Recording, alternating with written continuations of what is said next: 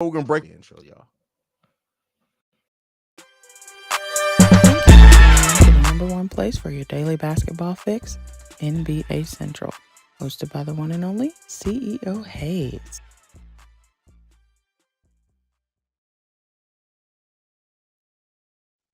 Become a podcaster, they said. Cover the NBA, they said. Nigga, I've dropped like 17 videos in the last 2 days because the Bulls just keep doing shit. Then shit keeps happening around the NBA. Nate McMillan just got fired. And what makes this more interesting than other firings is that it's not like the Hawks are out of playoff contention. They currently sit right now as the 8th seed at 29 and 30. Something had to happen for them to make this move at this point in the season. Stevo, how do you feel about Nate McMillan being fired? Bro, when I instantly seen it, I instantly thought on a discussion I had with C-Dub, and we was talking about this. You remember when they had that? What was it like? He didn't come to a game or something, or like he didn't he didn't go to practice or something. Yeah. When that dropped, I said, "Oh, they talking about that? Either one or two things about to happen. Either Trey about to want to go, or Nate about to get fired." And C-Dub like, "What you think gonna happen? What you think gonna happen?" I'm like, Nate about to go. Yeah, like Nate about to get up out of here. You think so, Steve? I'm like, bro, he about to go. They ain't boy over Trey. He about to go. So I just said, like, I mean, it went quiet, but I was like, they either gonna peel off the band-aid or they're gonna wait till the offseason and do it. So I kind of figured it was gonna happen. Yeah, I mean, it felt like the writing was on the wall, especially with the Atlanta Hawks kind of disappointing and shit like that. All I can say to this is, hey, do y'all want to hire Billy Donovan? Because we can send him to you for nothing. We can trade him to you right now for nothing but a ham sandwich. A bag of chips, some Jay's chips. But no, seriously. And you know, the tension seems like it was rising between him and Trae Young. And anytime there's tension between a player and a head coach, usually, especially if the player is still young, the organization is going to side with the player, unless you're the Chicago Bulls and you just tell Billy Donovan and Zach LaVine to figure it the fuck out. But you know, let me leave my Bulls trauma where it needs to be on Chicago Bulls Central.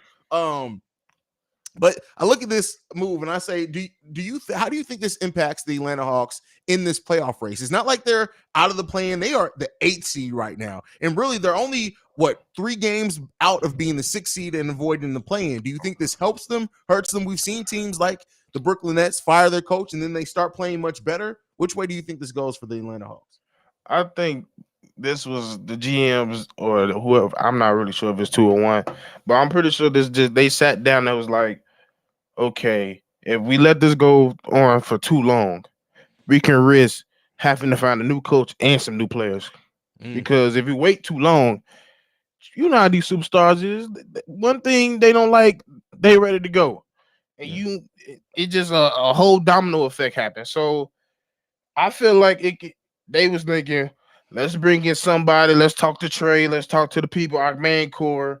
Because at the beginning of the season, they was trying to figure it out. Like they didn't really have an identity. They was kind of wishy-washy. So they might have sat down with the players like, okay, let's sit down with the players, let them have a voice on who they want.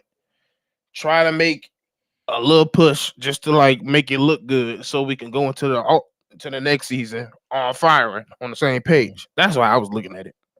Yeah, I mean, it makes sense. And then, I mean, no matter how the season ends, even if, let's say, for some chance that they drop and maybe fall out of the plan, which is not likely, but if they did do that, they could still blame it on Nate McMillan. Everything right now, Nate McMillan could be the scapegoat for whatever happens with this team.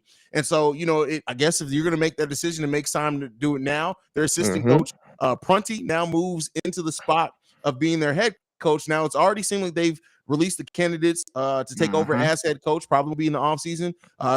Who's named is Quinn Snyder, who used to be the Jazz head coach. Bucks assistant Charles Lee and the Golden State assistant Kenny Atkinson. If you had to pick one of those, who do you think is going to be the next coach of the Atlanta Hawks? If I had to pick, for me personally, I've always been a big Kenny Atkinson fan. Like he's a good coach. I just gotta bring the Bulls into it, but he was the main candidate I wanted over Billy. I was like, bro, I was gun ho. Do not get Billy, get Kenny. We got Billy, so I was like, bro, somebody need to get. And I like Kenny going over to Golden State, soaking up some more knowledge, becoming. I'm pretty sure he's gonna be even better coach. So if I was them, I will lean more towards Kenny. I mean, I see why they would look at Charles Lee, and and Quinn Snyder is definitely not a slouch. He's a pretty good coach as well. But me, I'm going with Kenny. That's fair. I understand the Kenny. Now, are you surprised that Ime Udoka's name's not on that list at all? Because I just expect Ime to be at the top of most teams' lists that are going to have coaching vacancies. For his name not even to be listed there, do you think Ime is going to be blackballed? Do you think we could be seeing another Mark Jackson type situation with Ime Udoka? I don't know about blackball just yet. Yeah. I gotta see that play out. But I was just thinking, like, man, they was thinking like Ime in Atlanta. Nah. Oh yeah, nah. I had to think about what I said. Every strip club in Atlanta would have like the Atlanta Hawks would have to be like, if you see him walk into this building, call us immediately, bro. The entertainment says people at the arena, bro. I'm not even talking about Chili's. I'm talking about the people that play the little games. He gonna be on that. Like, yes. Nah. I want to put don't do that to him. Don't do that to him. I feel you. Nate McMillan, do you think he gets another job this summer? Or do you think he's going to be a coach that maybe takes some time off?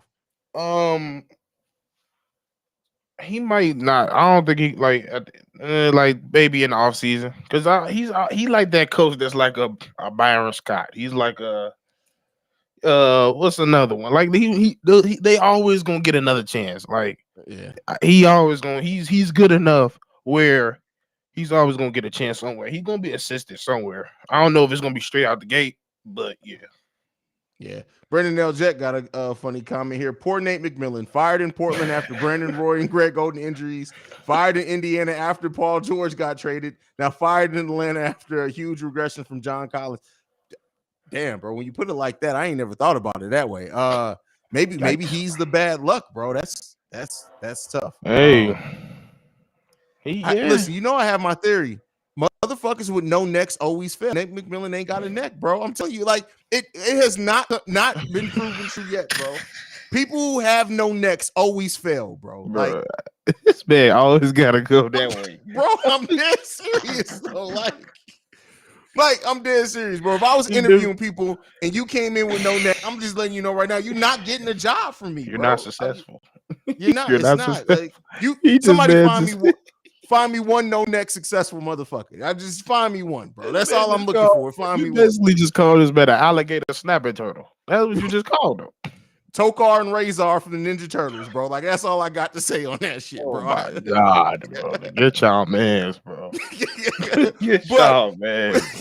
One of the things we did not get a chance to talk about because our schedule was fucked up. Yours more than mine. I'm blaming you. Joe Mazzulla became the permanent coach.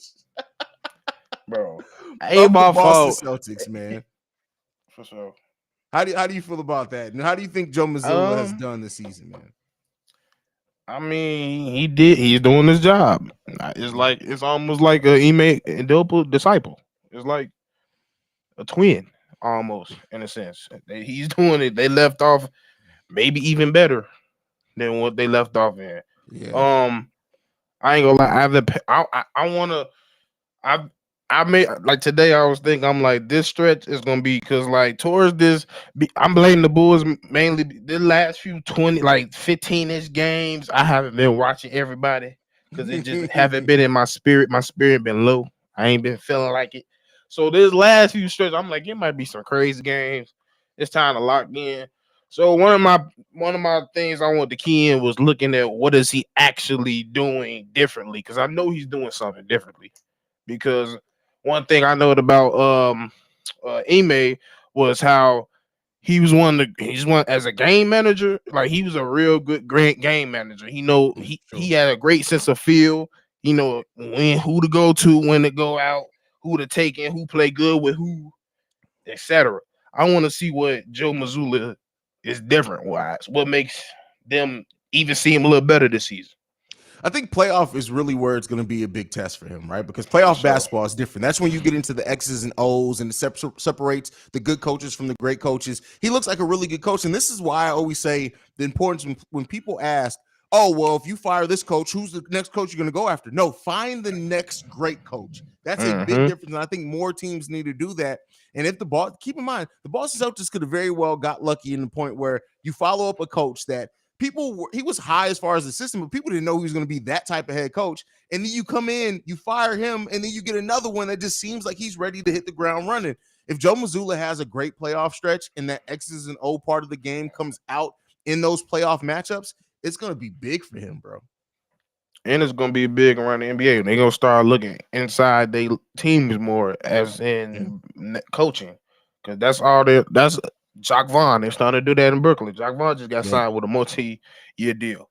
So a lot of teams are starting to adapt it. A lot of teams are starting to realize there's a lot of assistant coaches that can go. They know what they're doing. They know what they're talking about. And they know how to lead a team. Like I think in the NBA recently it's always been that big name former player factor that has to have the respect of the locker room instead of somebody just working their way up. Maybe former players like Ime, but like it's a lot of players a lot of coaches that haven't played or it's not like was never that good, just knew the game. And that's true. Yeah, so like they're starting to look within their organizations way more because of this.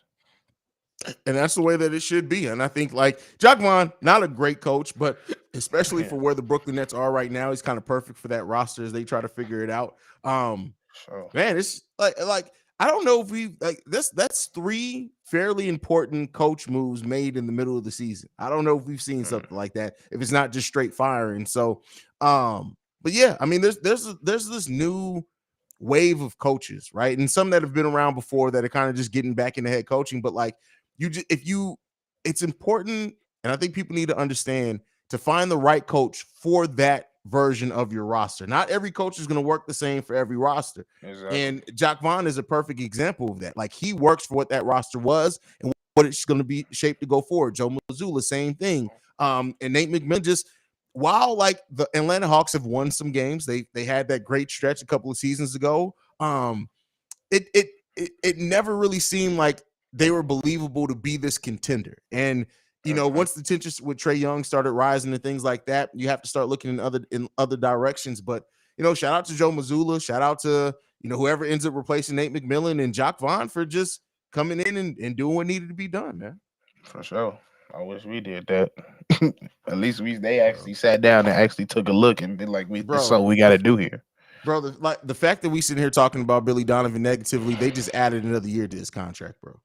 Just added. Wait, what? I'm just talking shit, bro. I'm just. Do you know how quickly I would have been like, oh no, I gotta go post a video over on Bull Central. See y'all, man. Bro, I'll be like, all right, peace. No outro, no nothing. I'm out. I'm about to go off. I'm about to cyberbully. But man, you got anything left before we shut down this episode, brother? Hey man, I really just hope Jerry's looking at what these teams are doing. They actually saying, forget it. Okay, we took our L. It's time to move on. Why can't you do that? You didn't you've been stubborn all these years, and what that got you, bro? It's time to try something else, bro. Jerry, Michael, Ryan, whoever it is, their last name begins with a R, ends with an F, bro. They ain't gonna do shit, bro. It's just why I had to be born from Chicago, bro. It's a blessing and a curse, I swear to God. Listen, it is what it is, bro. Chicago is one of the most amazing cities in the world, bro. But Lord knows, Jerry Reinsdorf knows how to suck the life out of a fan base, brother. Bro. That's why he's still alive. He eats. He feeds off our broken dreams, bro. He must too, because I question my mortality with this team all the time, and I'm 22 freaking years old, bro. That's why he's breathing right now. That's why he's in perfect health. Perfect health, bro. Absolutely, man. Absolutely. Try being a fan. Once you reach the 30-year mark of being a fan of this team, bro, you really I don't even be moved by shit no more. I'd be like, that tracks, bro. I bet the same, right? It's like I sound like them. Sound like something they'd do. Yeah, they did that. I'm sure of it. Yep.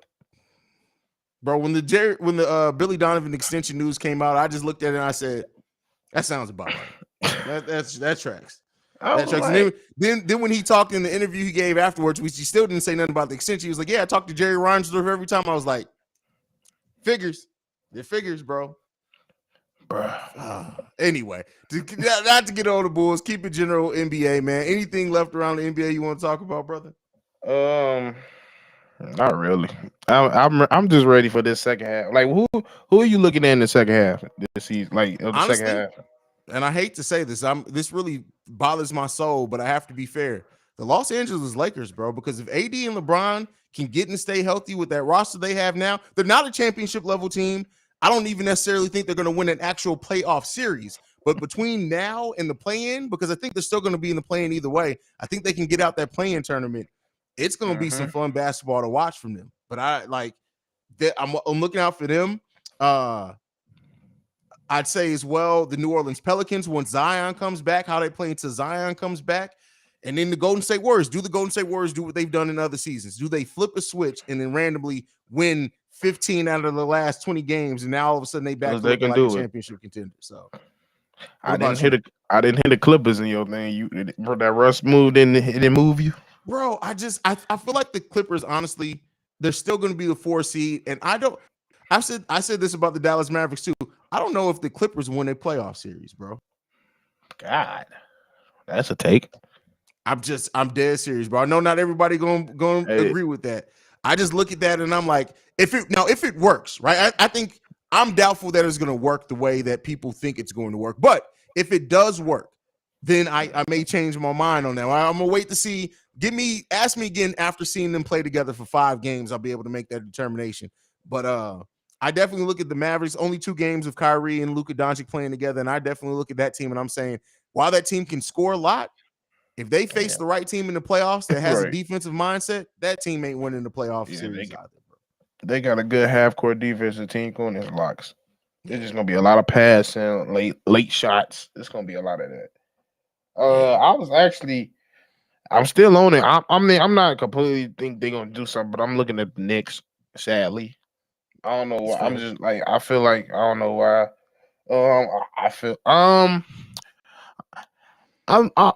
I wonder, can Cleveland keep it up? I don't know. I feel like they've been too cool. They ain't had their drop yet. Mm-hmm. So I want to see if they're gonna keep it up.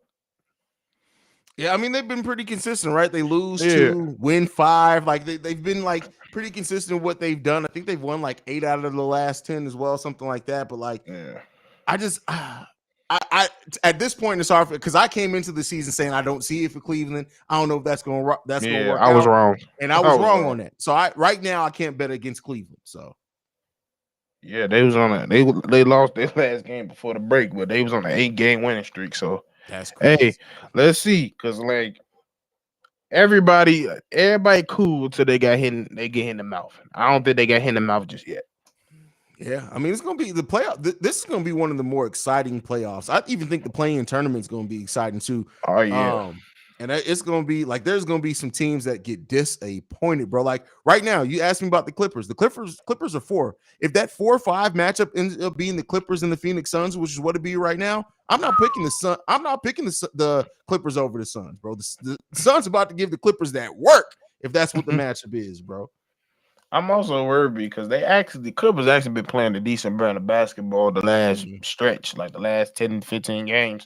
So adding Russ, what is Russ' role gonna be? Like, it's gonna be different. It's gonna be, and then the whole thing is health and when they gonna play, because you never know. It'd be one night you think you got everybody and they not there.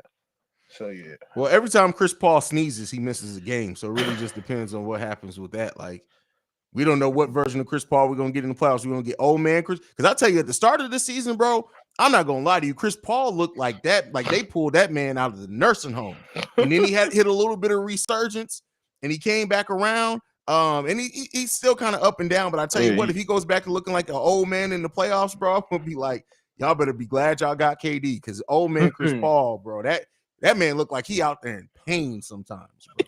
He probably is. Yeah, like all the fades in the mid-range post. That was such a. I mean, I like it. It's good game to have, but that was such a weird shot for him.